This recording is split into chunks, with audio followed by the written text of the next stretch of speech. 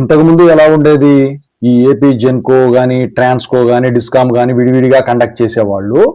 ఈ exam duration వచ్చేసరికి ఇప్పుడు ఏంటంటే అప్పుడు 100 బిట్సే ఉండేవి, 70-30 ఉండేవి. అంతకుముందు మొత్తం కూడా 100 కూడా టెక్నికల్ సబ్జెక్ట్స్ సంబంధించిన క్వశ్చన్సే ఉండేవి. అయితే ఆ తర్వాత వీళ్ళు ఏం చేశారు, 2009 తర్వాత ఈ 30 మార్క్స్ కి క్వాంటిటీ ఆప్టిట్యూడ్, ఈ రీజనింగ్ యాడ్ చేసాడు. ఇప్పుడు వచ్చేసరికి పతంగమే మారిపోయింది. అయితే అప్పుడు 100 క్వశ్చన్లకి 120 నిమిషాల టైం ఉండేది. అప్పుడు సింపుల్ గా అయిపోయే క్వశ్చన్స్ ఉండేవి అనమాట. మరి ఇప్పుడు వచ్చేసరికి ఏంటి పరిస్థితి, దీని గురించి చెప్తాను. ముందుగా అయితే ఇంతవరకు ఛానల్ సబ్స్క్రైబ్ చేసుకోవాలి, సబ్స్క్రైబ్ చేసుకోండి, ఈ వీడియో లైక్ చేయండి, షేర్ చేయండి. టాపిక్ లో వెళితే ఏంటంటే ఇప్పుడు వచ్చేసరికి ఏంటంటే ఈ జెన్కో, ట్రాన్స్కో, డిస్కామ్ అన్ని కలిపే పెడుతున్నారు కదా. కలిపే పెడుతున్నారు కాబట్టి ఇక టైం కూడా డ్యూరేషన్ 3 hours టైం ఇవ్వటం అయితే జరిగిందనమాట. అంటే 180 minutes, అంటే 100 క్వశ్చన్స్ సాల్వ్ చేయడానికి 180 minutes, అంటే 80 minutes ఎక్సెస్ టైము.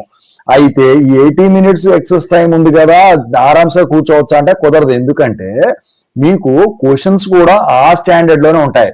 ఒకవేళ మీకు క్వశ్చన్ తెలిసినా కూడా, ఫర్ ఎగ్జాంపుల్ ప్రాబ్లం, థియరీ అంటే మీకు చూస్తే పెట్టేస్తారు. ప్రాబ్లం అనుకోండి, ప్రాబ్లం వచ్చేసరికి అది సాల్వ్ చేయడానికి ఎక్కువ టైం తీసుకుంటుంది. ఫర్ ఎగ్జాంపుల్ ఇప్పుడు విర్చువల్ క్యాలిక్యులేటర్ ఇవ్వలేదు అనుకోండి, అసలు అయితే ఇస్తారు, అందులో చాలా మంది అడుగుతున్నారు అఫీషియల్ గా నోటిఫికేషన్ ఇవ్వలేదు కదా అంటే, అఫీషియల్ వెబ్సైట్ లో వచ్చేసరికి ఫ్రీక్వెంట్లీ ఆస్క్డ్ క్వశ్చన్స్ లో వెళ్తే do we provide virtual calculator అంటే ఎస్ అని ఉందండి.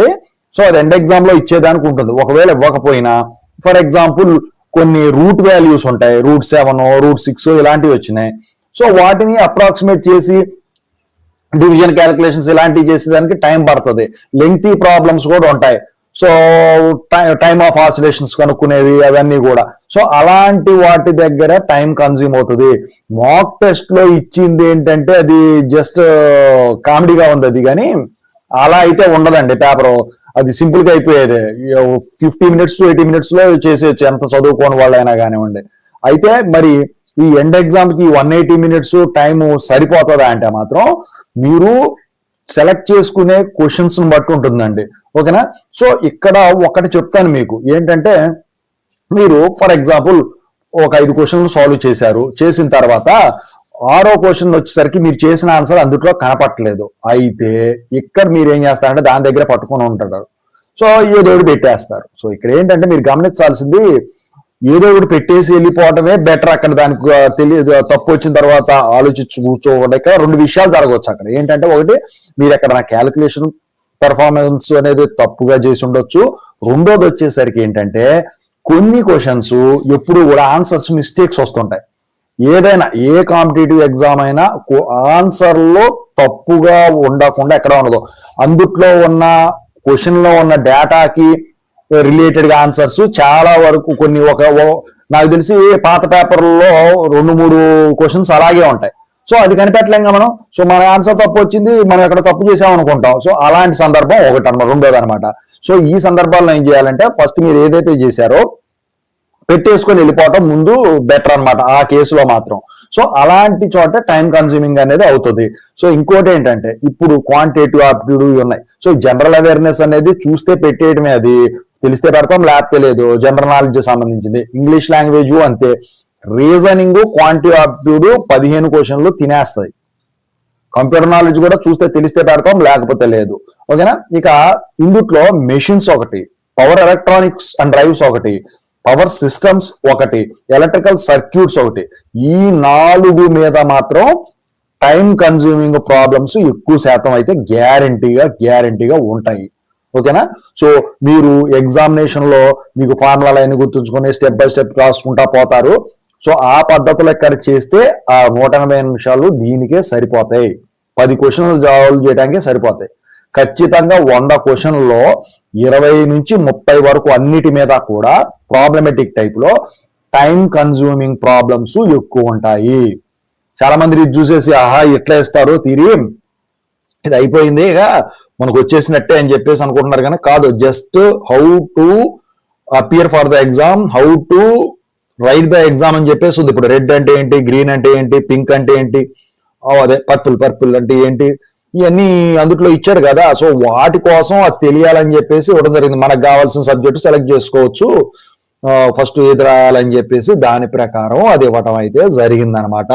ఎండ్ ఎగ్జామ్ లో టైం కన్సంప్షన్ అనేది చాలా అంటే చాలా ఎక్కువ ఉంటుంది. ఓకేనా. ఫర్ ఎగ్జాంపుల్ ఇప్పుడు పవర్ ఎలక్ట్రానిక్స్ అండ్ డైవ్స్ ఉంది.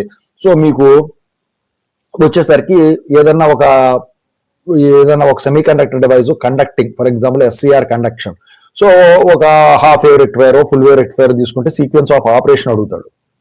సో అప్పుడు మీకు టైం కన్సంప్షన్ అనేది సరిపోతుంది, ప్రాబ్లంకే ఇవ్వాలని ఏం లేదు. ఓకేనా.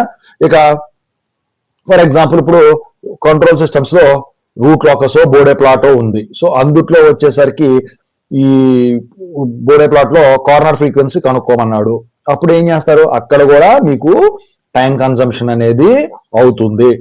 సో అలాగే మెషిన్స్ లో వచ్చేసరికి ఏంటి, కొన్ని షార్ట్ సర్క్యూట్ కరెంట్ ఇలాంటివి కనుక్కోమంటాడు. సో అక్కడ కూడా, లేకపోతే ఆటో ట్రాన్స్ఫార్మర్ మీద ప్రాబ్లం ఇచ్చి కనుక్కోమంటాడు, ఆల్డే ఎఫిషియన్సీ మీద కనుక్కోమంటాడు. సో అక్కడ కూడా మీకు టైం కన్సంప్షన్ అనేది ఉంటుంది. ఇక ట్రాన్స్మిషన్ లైన్స్ అంటారా, అందుట్లో మీడియము, లాంగ్, షార్ట్ మీద కనుక ప్రాబ్లం కనుక ఇస్తే లెంగ్త్ ఇది ఒకటి అక్కడే కూర్చొని కూర్చుంటారు. So that is the bad thing you will be doing. So 180 minutes of time won't be sufficient for such kind of problems. So అందుకని చెప్పేసి ఇవ్వటం జరిగింది. సో క్వశ్చన్ పేపర్ అయితే ఖచ్చితంగా గేటు మోడల్లోనే ఉంటుంది. అది ఏదైనా కావచ్చు. ఇంకా నేను చాలా సబ్జెక్టులు చెప్పాల. For example analogue and digital electronics, దాంట్లో కూడా ప్రాబ్లమ్స్ ఉంటాయి. సో వీటి మీద పడి అది డిఫరెంట్ డొమైన్ కాబట్టి అక్కడ తలనొప్పి. ఇంకా ఫర్ ఎగ్జాంపుల్ STLD అందుట్లో యాడ్ అయ్యి ఉన్నాయి అనుకోండి. సో దాని conversion, binary, Octave, hexadecimal, so ఇలాంటివి అవి కూడా టైం కన్సూమింగే. ఓకేనా. సో కాంప్లిమెంట్స్ కనుక్కోవాలి, టూస్ కాంప్లిమెంట్ కనుక్కోవాలి, వన్స్ కాంప్లిమెంట్ కనుక్కోవాలి, ఇవన్నీ చేయాల్సి ఉంటుంది అనమాట. ఇలాంటి చోటే మీకు టైం కన్సూమ్ అయిపోతుంది.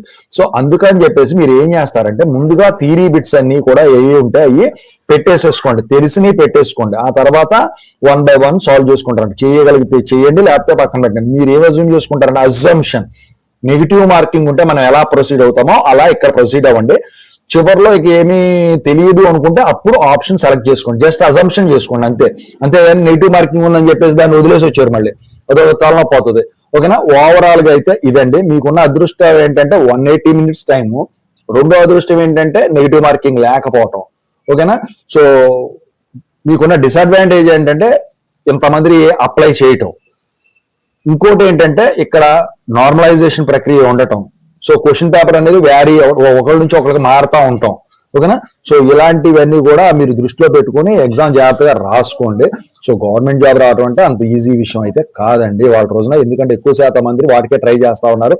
రీసెంట్ సర్వేల్లో కూడా తేలిందనమాట. సో చాలా మంది అనుకున్నారు ట్రిపుల్ ఎవరు జాయిన్ అవ్వట్లేదు, ఎక్కడి నుంచి వస్తారని చెప్పేసి. కానీ చూస్తే ఎలా ఉంది, సాఫ్ట్వేర్ లో ఉన్నోళ్ళు, టీచింగ్ లో ఉన్నోళ్ళు వాళ్ళు ఎక్కువ శాతం ఉన్నారు. ఇప్పుడు ఇన్స్టిట్యూట్ లో ట్రైనింగ్ వచ్చే వాళ్ళు కూడా దీంట్లో అటెండ్ అవ్వడం అయితే జరుగుతుంది అనమాట ఓవరాల్ గా.